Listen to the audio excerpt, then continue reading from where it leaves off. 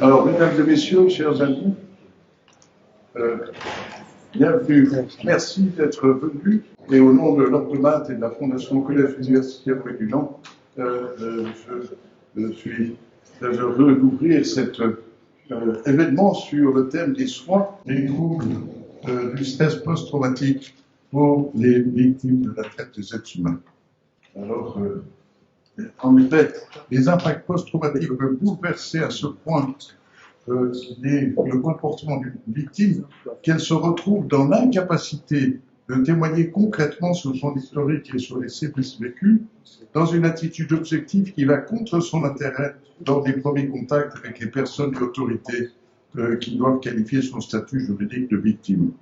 La rémission et la diminution de ces impacts, c'est un processus très long de soins dont la qualité est essentielle pour permettre à terme une réinsertion dans la société. Les clés de succès de ce processus sont importantes à connaître par toutes les parties en contact avec la victime pour éviter un processus de retraumatisation successive, pour éviter de traiter la victime comme une criminelle, une personne ayant perdu son équilibre dont les propos sont peu cohérents et à la limite du mensonge. Ma gratitude particulière va aux intervenants, à Madame Johanna Hermann, psychologue du refuge Genevois du Cœur des Grottes, spécialisée en psychotraumatologie, à la doctoresse Sophie Durieux, responsable RSP HUG, Réseau Santé pour tous, et au docteur Emmanuel Escar, responsable de l'unité interdisciplinaire de médecine et de prévention de la violence, aussi des HUG. Ces trois spécialistes sont actifs à Genève. Et je remercie très vivement nos deux co-organisateurs, la Fondation du Cœur des Grottes, Madame Froidbeau est ici, et la Fondation Astrée de Lausanne, merci, et ses représentants qui sont parmi nous ce soir, ainsi que, évidemment, le Centre social protestant, pour répondre à vos questions. Ces deux institutions sont clés pour la réhabilitation des victimes et sont concernées par la sensibilisation de nos politiques aux besoins des soins indispensables pour les personnes qu'elles accueillent en relation avec les troubles du stress post-traumatique. Je salue également, et je suis très particulièrement reconnaissant de la présence des représentants des organisations membres du comité de pilotage sur la traite des êtres humains organisé par le département de la sécurité de la population de la santé sous la responsabilité de M. Edouard Sadi, Centre social protestant, la police cantonale, et merci beaucoup aux deux représentants qui sont ici, et encore félicitations pour l'événement que vous avez organisé il y a un mois à la Praille. Et l'Office cantonal de la population de l'immigration, l'Office cantonal de l'inspection et des relations du travail, Service protection des mineurs, l'Hospice général de Genève, le ministère public, le tribunal des mineurs, le tribunal de protection de la vie et de l'enfant, l'association Espacie, le Centre de la vie et l'association SOS Femmes qui est représentée ici. Merci Madame d'être là. Alors, ainsi que toutes les autres organisations, dont le bureau de coordination de l'OIM, l'Organisation internationale de l'immigration, avec Madame Claire Coteau-Vessi, qui est venue exprès de Berne pour cette réunion, et je suis enchanté de la voir, d'être reconnaissant de sa participation. Je vous souhaite donc une belle et intéressante soirée de réseautage entre vous, et un grand profit de poser des questions à ces trois spécialistes. Et maintenant, je voudrais donner la parole tout de suite à Madame Johanna Hermann du Cœur des Grottes à Genève. Merci une fois. Bien, bonsoir à tous. Je pense que vous m'entendez bien. Comme l'a dit Monsieur Vetter en introduction, je suis psychologue responsable au sein du foyer du Cœur des Grottes, ici à Genève. Donc, le Cœur des Grottes, c'est un foyer d'hébergement, pour ceux qui ne le connaissent pas. C'est un foyer d'hébergement qui accueille des femmes et des enfants victimes de violences, et plus particulièrement des violences domestiques, des victimes de violences domestiques et des victimes de traite des êtres humains. On accueille environ 40 femmes et 35 enfants, voilà, avec à peu près un tiers de femmes victimes de traite en général. Vu que j'ai l'honneur d'ouvrir cette intervention, je vais commencer peut-être par définir un petit peu la traite en quelques mots, simplement pour qu'on sache tous de quoi on parle. Donc la traite a été définie par le protocole de Palerme, qui est un petit peu indigeste. Enfin, je trouve que la définition est un petit peu indigeste, donc je vous donne juste les 3 points essentiels. Donc elle est définie par une action, comme par exemple le recrutement, le transfert de l'hébergement, un moyen de contrainte, comme la menace, la force ou la tromperie, et puis un but qui est l'exploitation. Nous, au foyer du Cœur des Grottes, on accueille des femmes victimes de 2 types d'exploitation, qui sont la prostitution forcée et l'exploitation par la force du travail. Puisqu'aujourd'hui, on va parler spécifiquement de troubles de stress post-traumatique, je vais vous présenter un cas qui est en réalité plusieurs cas, mais voilà, qui va me servir d'illustration pour vous parler un petit peu plus de ce trouble. Donc, je vais vous parler d'une femme qui est d'origine africaine et qui a vécu donc, dans son pays et dans lequel il y a eu une guerre civile a éclaté il y a quelques années. Elle a malheureusement dû fuir et dans le cadre de sa fuite, elle a vécu dans la rue et dans cette errance, elle a rencontré une femme qui lui a promis qu'elle l'emmènerait pour faire du mannequinat en Afrique du Nord. Évidemment, dans la situation dans laquelle elle était, elle ne voyait pas tellement d'autres possibilités. Donc elle l'a suivie. Et en arrivant en Afrique du Nord, elle a subi l'exploitation. Elle a eu une chance, malgré tout, c'est de rencontrer une personne qui a pu la sortir de ce réseau. Et par un jeu un peu confus, elle est arrivée à Genève. En général, les victimes sont amenées par la PTPI, très souvent, mais dans cette situation-là, elle a rencontré quelqu'un dans la rue qui l'a menée vers une association pour migrants, et c'est cette association-là qui nous a contactés. Quand elle est arrivée, elle était en crise, en état de stress très grand, avec des symptômes très, très, très sévères. Et parmi ces symptômes,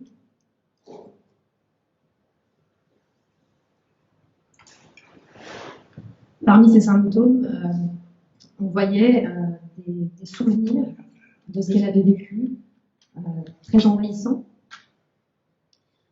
Il y avait aussi des évitements. Elle avait peur de sortir dans la rue parce que, forcément, avec la trahison qu'elle avait subie et les souvenirs, elle avait très peur de revivre des agressions. Elle avait tendance à s'isoler dans sa chambre. Et elle était dans une hypervigilance constante. C'est-à-dire que quand on était en échange avec elle, elle était très distractible.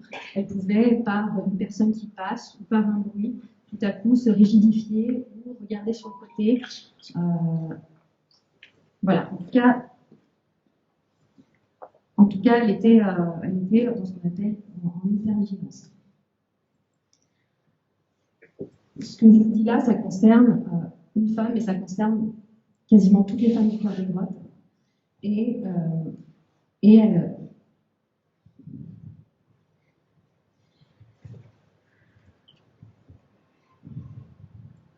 donc le dernier symptôme, c'est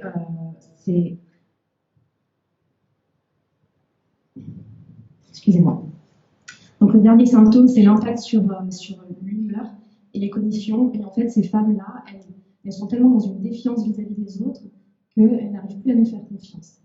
Donc le Cœur des Grottes, conscient de cela, a voulu mettre en œuvre une revue stratégique, une étude pour les aider au mieux et pour être vraiment plus près des bonnes pratiques. Donc il y a une étude qui a été faite, on a fait une revue de la littérature, on a contacté les professionnels et les experts nationaux et internationaux, on a aussi parlé avec ces femmes pour pouvoir vraiment leur apporter les réponses dont elles avaient besoin. De cette revue de la littérature, on a pu en conclure qu'on ne pouvait pas travailler sans savoir ce qu'était le trauma, sans savoir ce qu'était ce qu'on appelle maintenant une approche sensible au trauma. Donc, le Cœur des Grottes maintenant propose en interne des sensibilisations, des formations pour toutes les personnes afin qu'on évite, comme le disait M. Vetel, les retraumatisations et pour qu'on puisse vraiment leur apporter une réponse qui soit adaptée. On est sorti de cette revue aussi un modèle d'accompagnement qu'on a appelé le modèle SSD et qui est en 3 étapes. La première étape, c'est la plus importante, c'est la sécurisation. Quand on accueille des femmes, on sait qu'il va falloir, en tout cas notre objectif principal, c'est qu'elles se sentent en sécurité.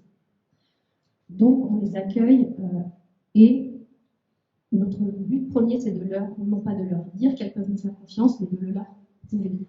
Et on leur prouve en ayant une attitude constante, en étant extrêmement fiable et en étant authentique dans notre lien avec elles. On veille aussi du mieux qu'on peut à ce qu'elles bénéficient de tout ce qu'il faut pour répondre à leurs besoins fondamentaux et aussi à ce qu'elles se sentent en sécurité au foyer. Le foyer, c'est pour ça que le foyer, l'adresse du foyer est confidentielle, elles accèdent au foyer avec un badge, etc. La seconde étape, c'est une étape qu'on appelle de stabilisation.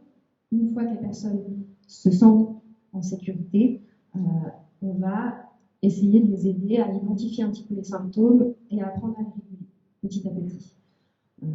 Et la troisième étape, c'est le développement du pouvoir d'agir parce que notre foyer est un lieu de transition, est un lieu de passage.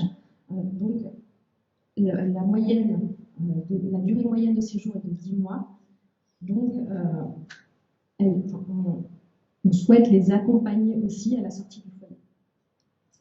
Voilà. Donc ça, c'est le modèle qu'on met en place et qu'on essaye de développer au sein du foyer actuellement. On met aussi en place des prestations qui sont spécifiques et notamment des séjours thérapeutiques où on les accompagne pendant 3 jours hors de Genève pour travailler avec elles sur les symptômes, notamment à travers le yoga ou à travers la danse, qui sont des techniques de reconnexion à soi, de reconnexion au corps, et qui permettent à ces femmes, progressivement, par le biais des perceptions, d'arriver à la parole dans un deuxième temps. Ce sont des exemples, il y en a d'autres, mais voilà, c'est aussi dans ce cadre-là que le Cœur des Grottes a engagé 3 psychologues pour que cette expertise puisse être là au quotidien auprès de ces femmes dans leur lieu d'habitation, dans leur lieu d'hébergement. Alors, on travaille beaucoup avec le réseau, notamment avec les HUG, mais avec d'autres aussi, avec le CSP notamment. Et notre objectif, vraiment, c'est non pas de faire des psychothérapies, mais c'est de pouvoir assurer que les besoins spécifiques des femmes victimes de troubles de stress post-traumatique puissent être respectés. Et pour travailler en complémentarité avec le réseau. Voilà. Pour terminer, je dirais qu'on ne traite pas le passé tant que le présent n'est pas stabilisé. Et je pense qu'au Cœur des Grottes, on a vraiment ce souhait de pouvoir les accompagner dans cette optique-là. Non, mais merci. Est-ce qu'il y a je crois qu'il y a déjà des questions. Alors peut-être si vous voulez. Si vous êtes d'accord, volontiers. Oui. Alors merci madame. Ma question est, est-ce que c'est nécessaire que le réseau autour de ces personnes, moi aussi, ce que je dis, bon, ce que je dis, mais est-ce que c'est nécessaire que c'est par exemple psychologue ou médecin, juste une personne? Moi, par exemple, on peut m'appeler sur les crises ou bien on peut sortir. Moi, je suis bien retraitée, j'aurais un peu de temps à donner. Est-ce que vous acceptez aussi des bénévoles, des personnes qui ne sont pas nécessairement formées pour ça, et sont juste des personnes normales, qui sont prêtes à donner commun? Alors, je pense que là, le Cœur des Grottes, il a vraiment été dans une démarche de professionnalisation, c'est-à-dire que, voilà, j'espère que j'ai pu, parce que vous le savez, le trouble de stress post-traumatique, on ne peut peut pas le traiter sans avoir un minimum de connaissances. Maintenant, je pense que chacun, à notre niveau, on peut agir, on peut s'engager.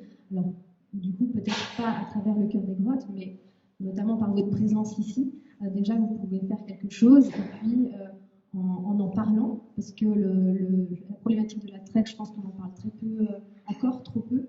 Donc, tout ça, c'est des choses que vous pouvez faire. Les femmes que nous on accueille au foyer, elles sont tellement abîmées par leur parcours que c'est presque un travail, c'est un travail tellement méticuleux qui nous demande au quotidien de nous poser des questions, de nous remettre en question, de lire, de se mettre à jour des connaissances. C'est vraiment un gros travail pour pouvoir apporter le soin, les meilleurs soins à ces personnes-là. Donc, même si au Cœur des Grottes, on ne peut pas forcément accueillir des bénévoles, en tout cas, voilà, pas de cette façon-là, je pense que chacun à notre niveau peut apporter quelque chose à cette cause. Merci. Est-ce qu'il y aurait une autre question, Madame Perron? Ah, voilà. Pardon. Oui. Une petite question. Vous dites que normalement les femmes restent environ 10 mois.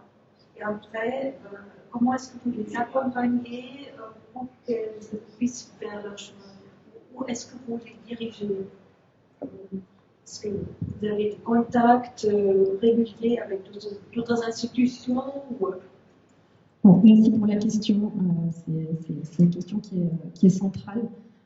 Alors, il y a différents cas de figure parmi les situations qu'on accompagne.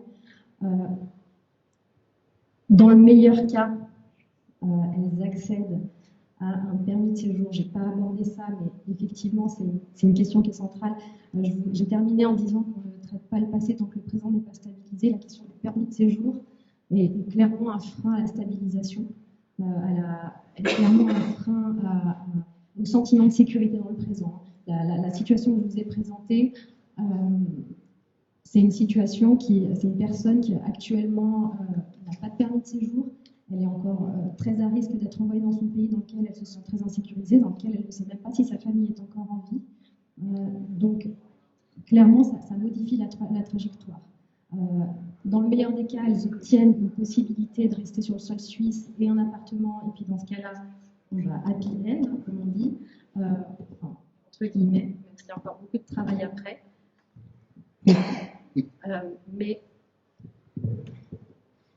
Mais malheureusement, il y a aussi des situations où il n'y a plus de financement, il y a aussi des situations où elles sont contraintes de retourner dans leur pays d'origine. Et là, malheureusement, on fait tous face à la même impuissance. Donc voilà, dans le cas où elles restent sur sol suisse, alors oui, il y a un gros travail de réorientation derrière pour qu'elles puissent soit être chez elles et puis être autonomes, soit être accompagnées par d'autres institutions, en parallèle du réseau qui est mis en place en général dès leur arrivée. Merci. Merci. Oh, voilà les questions. Oui, Claire, vous pouvez. Justement, il y a des victimes qui ont été exploitées en Suisse, mais il y en a qui ont été exploitées à l'étranger. Actuellement, est-ce que le Cœur des Grottes arrive à soutenir les victimes qui ont été exploitées à l'étranger? Parce que c'est une question aussi législative. Oui. Est-ce que vous arrivez, j'ai une extinction de voix aujourd'hui, oui, malheureusement, mais est-ce que vous arrivez à soutenir les victimes qui ont été exploitées à l'étranger, justement à cause de ce problème législatif qui ne permet pas le soutien par le sang de la vie? Alors, la personne dont je vous ai parlé, la personne en question fait partie des personnes que l'on accueille qui ont subi la traite à l'étranger. On voit clairement la différence. Moi, je suis psychologue, peut-être que mes collègues éducatrices pourraient mieux vous répondre sur les bouts législatifs que je maîtrise moins. Mais en tout cas, moi, ce que je peux vous en dire, c'est qu'il y a une vraie différence sur leur possibilité d'évolution. Alors, nous, au Cœur des Grottes, on ne fait pas la distinction. Par contre, la distinction se fait de l'extérieur. Nous, on intervient de la même façon auprès d'elles. et on essaye de les sécuriser au maximum, même si on sait que ça va être beaucoup plus dur pour les femmes qui ont moins de chance d'avoir leur permis. C'est la différence, elle se fait à ce niveau-là. Est-ce que ça répond à votre question?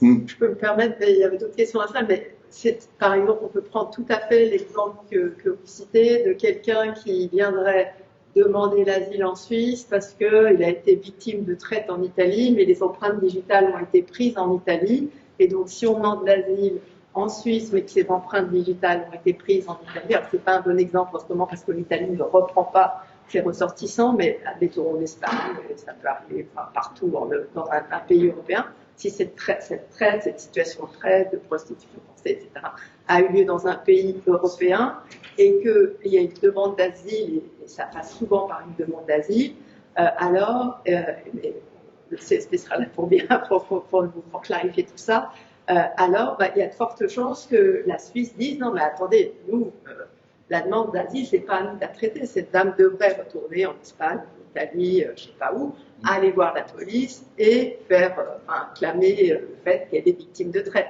Et ça effectivement, après c'est le travail des juristes, et vous travaillez en partenariat avec les juristes de la même manière que nos différentes unités des HUG travaillent en partenariat avec les juristes, mais de mon expérience, la loi, c'est la loi. Et c'est pas toujours très facile d'obtenir une autorisation de séjour si des empreintes digitales ont été prises dans un autre pays européen, parce que finalement, on dit, en Italie, il y a aussi la police, et on peut aller se plaindre, il n'y a peut-être pas le cœur des grottes, mais il peut y avoir des refuges pour les femmes victimes de traite ou d'autres, ce type de problème. Il y a des psychiatres en Italie, et voilà, et on se retrouve dans des situations extrêmement complexes. Et comme vous le soulignez, et ça, c'est vraiment un des éléments majeurs de votre présentation, c'est de dire qu'il faut de la stabilité ici pour pouvoir travailler sur le passé et se projeter dans l'avenir. Et quand tous les jours, vous attendez dans votre boîte aux lettres une réponse du secrétariat d'État aux migrations ou de l'Office français de la population qui est en train de traiter votre demande, ça, c'est pas de la stabilité. Hein, et ça peut durer des années. Moi, j'ai des patients, ça fait 2 ans qu'ils attendent leur première réponse. Et c'est extrêmement compliqué de pouvoir se projeter dans le futur et d'avoir la confiance de parler de ce qui est extrêmement difficile et qui est derrière. On ne va pas ouvrir la boîte de Pandore si on sait que demain, on va se retrouver à Milan, à Barcelone, à Grenade ou ailleurs. Et je crois que ça, c'est vraiment important qu'il y ait une forme d'advocacy comme ça qui se fasse ici en Suisse. On sait que on a quand même aussi des moyens, mais voilà, la loi est la loi. On est d'accord, mais est-ce que être finalement l'équité, est-ce que c'est pas parfois devoir faire plus pour certains pour arriver au même niveau? Ça, c'est une question dont on pourra débattre. Oui, merci beaucoup. Il y avait une question du Centre social protestant. Oui, alors je suis désolée si ma question est un peu naïve. Alors j'ai commencé il y a 6 mois, donc je suis aussi en train de prendre l'outil et je me posais la question par rapport à nous on fait la détection, donc on nous appelle, on a une deadline, donc c'est vraiment le premier, on essaie de rencontrer les personnes le plus rapidement possible et je me demandais justement, comme vous disiez, on ne peut pas vraiment, on ne traite pas le passé tant que le présent n'est pas stabilisé, mais nous on a besoin des événements en fait du passé pour pouvoir faire cette demande qu'on appelle de rétablissement et réflexion à l'UCPM. Les 3 mois, donc on a besoin d'avoir quelques éléments de plus communs. Peut-être qu'on avait déjà parlé par rapport à cette collaboration entre est-ce qu'on on doit avoir quand même quelques éléments pour pouvoir avoir une demande avant en fait avant de pouvoir avoir une consultation psychologique. Parfois ça prend vraiment beaucoup de temps. Voilà, c'est juste. Alors, clairement, on voit chez les personnes qui viennent, quand elles sortent des réseaux de traite, elles doivent raconter leur parcours. C'est quelque chose qui est éprouvant pour elles, qui les réactive, qui amène parfois une recrudescence des symptômes. Je pense notamment à une situation qui, dès qu'elle a un rendez-vous avec sa juriste, on doit être plus présent autour d'elle parce que quand elle revient, elle est en état de stress. Il y a un impact, mais je pense qu'il y a peut-être des façons d'approcher, des façons de poser des questions qui permettent d'atténuer un petit peu l'impact. Ça, j'imagine qu'au CSP, vous en parlez. Après, le contenu, on sait bien que dans le parcours judiciaire, il y a toujours un impact. On parle de retraumatisation, on parle du second coup. Il y a l'événement, il y a le vécu, puis après il y a le parcours judiciaire qui est à nouveau une épreuve pour ces femmes. Avec la meilleure volonté du monde, on ne peut pas l'éviter. Donc voilà, si déjà vous essayez de penser votre posture, qu'elle soit vraiment bienveillante et pas incisive, je crois que déjà c'est beaucoup. Voilà. Après, ouais, ça ne peut pas l'éviter. Merci beaucoup. Est-ce que Madame Poitvaux aimerait ajouter quelque chose? Mais je voulais revenir sur la durée de séjour. Vous avez mentionné qu'il y a 10 mois en moyenne jusqu'à maintenant. Mais en fait, on a eu des situations de victimes de traite qui sont restées 12 ans. Alors, c'est pas ce qu'on souhaite, mais aussi avec le modèle d'accompagnement qui est mis en place dernièrement. En fait, il y a des situations des fois qui, malgré nous, on doit les accompagner sur la durée. Donc, pour moi, les 10 mois, c'est une moyenne. Alors, merci encore, Madame.